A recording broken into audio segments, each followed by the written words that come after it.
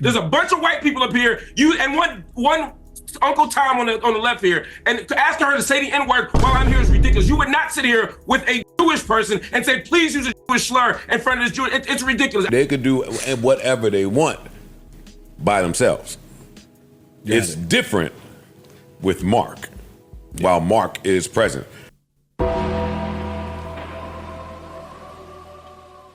Okay, so Myron Gaines put out a long statement about Joe Budden, but first, let me tell y'all what's going on. So Marc Lamont, who is a co-host of Joe Budden's podcast, he did a panel with Piers Morgan. Now, Piers Morgan had Myron Gaines, Marc Lamont, and he also had the young lady, I forget her name, but she went viral on TikTok for saying the N-word. And so he had this panel, and this happened. I want to live in a country where people are allowed to say what they want unashamedly, and you will well, go not on, then have say free, it. Say you the will M. not have go on, free say. speech. Go on, say the M word. Go on. No. Don't invite. No.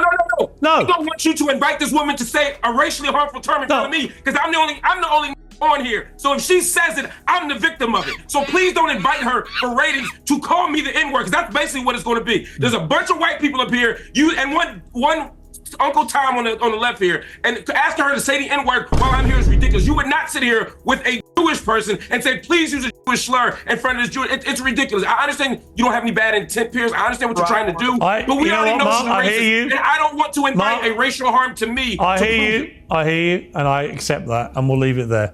Now, first off, I want to let y'all know I did not add those sound effects you just heard.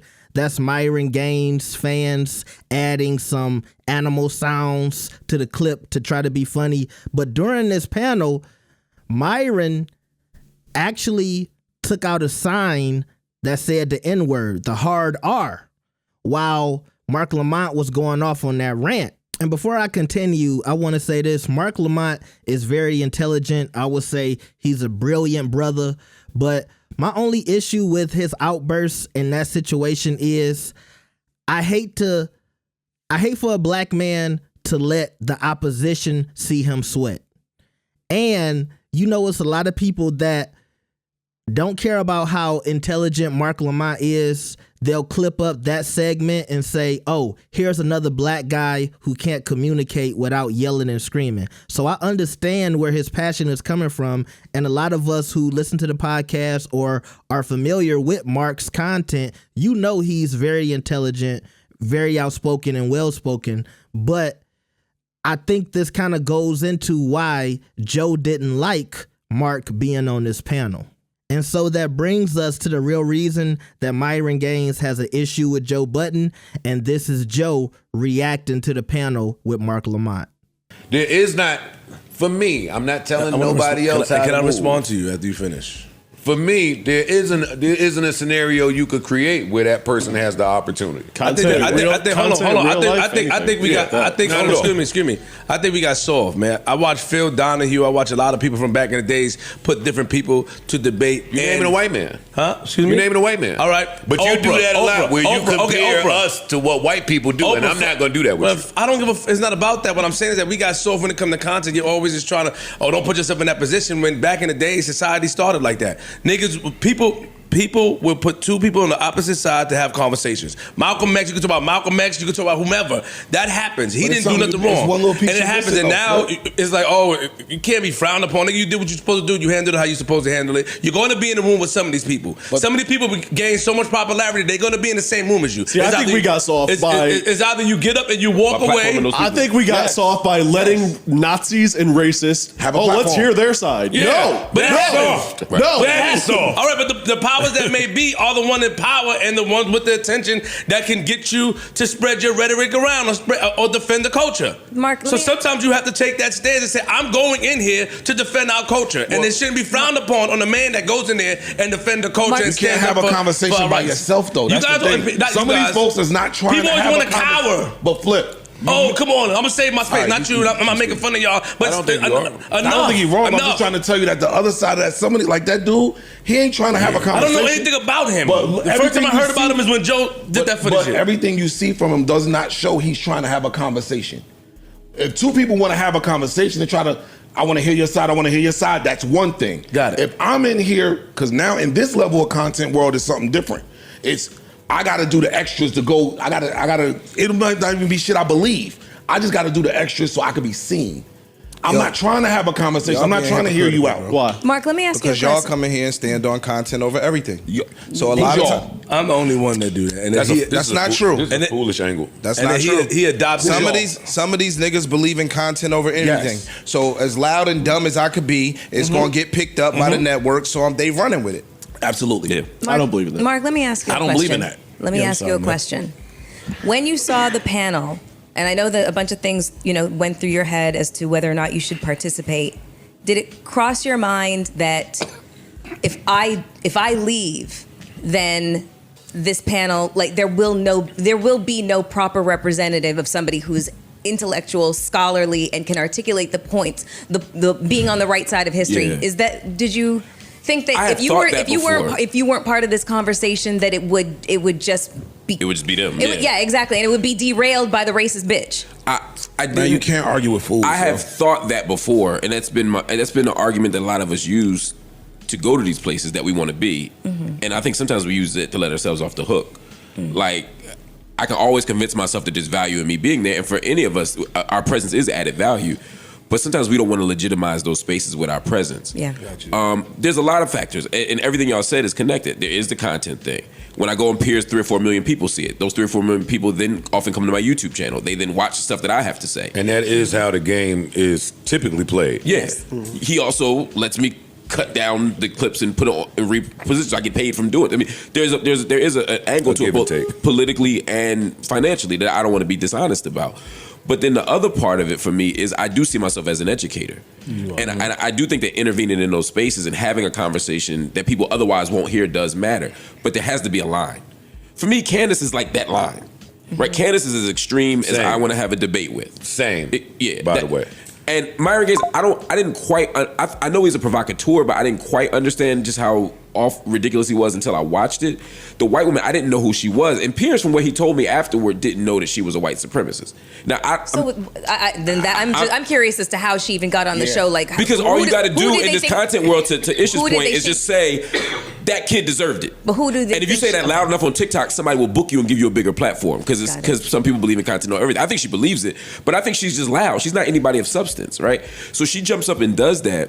And so when Piers said, do you use the N-word? Everybody thought she was going to say no. Because I've been on TV for 20 years and no one's ever said yes. Even people I know who use it. And she was like, yeah. Wait, you use it at home? Yes, I do. Yeah, so it took him by surprise. I didn't see the whole thing, but it took him by surprise because he kept being like, so you think you're a disgusting, deplorable individual? And she was like, no. Okay, right. Whatever, nigga. So that's how she was looking at it. Right, and that's the moment where I was like, where the fuck am I? That's the moment where I was like, wait, I'm on here with a woman from TikTok who calls niggas at home, and I'm here with Myron Gaines, who now isn't the worst person on this panel. If I'm on a panel with Myron, isn't the worst person? What did he say? Because I didn't see him talk. So that's the thing. Whatever he said, we not even. Yeah, I'm not even. But listen, you said he was bugging. I won't recount it. But it was an hour conversation, and he said all the shit you would expect him to say, and then at the end, when I did have that blow up, they bleeped it, but he was waving a flag that said. No. Oh, he was shooting a gun. A gun. I'm sorry. It's a bang shot gun. out a and flag. It pops out with the flag. I couldn't even see that part. Okay. That, because it was blurred out. You couldn't see it. But back to my, listen, the point is, they could pull out rifles with flags that say, they could do the nigger hokey pokey, they could do whatever they want by themselves. It's different with Marc, while Marc is present. The second I'm sitting there and I learn who this person is in real time, because I do get Piers might have been surprised too, and I get there's some trust between.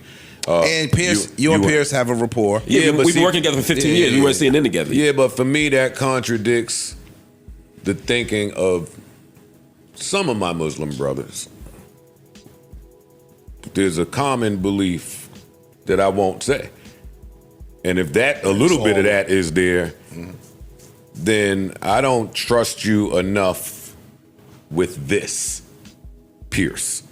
I can't. I don't care how long I've known you. I don't care about our rapport. I don't care if we've gone out for dinner. I cannot ethically, and who I am and my whole everything I ride for. I see. Trust you, I see. a white man. I don't understand. To protect certain things. He's saying no matter what I can't. The report You can't. is, I can't trust you. You cannot. Now, before we move on to what Myron said in response to this, I do want Joe to remember it was a lot of people disappointed when he interviewed Candace Owens. And for a lot of people, Candace Owens has been just as toxic as Myron. I'm not going to say she's just as toxic as, the Caucasian lady saying the N-word, but I do think it's a lot of people who would say they don't think Joe should have ever sat down with Candace. So I'm just saying I think he should cut Marc a little bit of slack there, because I understand why Joe is sitting down with her. Go look at Candace Owens' YouTube channel. She gets 1 million views every time she posts something. And so Joe sees some kind of value in that, and that's why he's interviewed her twice now. And I think Marc said that in his response. He said, yeah, Piers Morgan is a big platform. I make a couple of dollars off of it. And, hopefully I can be in that space to lend some kind of voice or reason, right? Just like for Joe with Candace, he can dip his toe into her market and she can try to align herself with some black commentators and try to, dip into the black community. That's why she's talking about Kim Kardashian and hoochies and all that other stuff. Because she's trying to now get cool with the black people after it seems like Trump cut her off. And also, while I can understand why Marc is doing the Joe Budden podcast, I definitely think Marc has some colleagues that think Joe Budden's podcast is beneath him. Yeah, it's a big platform, but it is different from what Marc Lamont used to talk about and do before. He wasn't in the celebrity commentary business. He wasn't talking about gossip. He was talking about politics and important issues and things of that nature. And so in conclusion, even though I didn't like the way Marc handled himself in that situation where he blew up, I'm not going to crucify him for going to Piers Morgan and making the content, okay? So finally, we get to what Myron Gaines said to Joe Budden after he commented on the panel with Piers Morgan. He said, mainstream media panels often claim people make racist remarks for clicks, but in reality, saying something genuinely racist is career suicide. Especially in media, the narrative misses the mark. It's not about chasing clicks. It's about a shift in cultural landscape where people can express controversial views without immediate censorship and banishment. Thanks to recent political changes, including Trump's return to office, the grip of censorship has been loosened.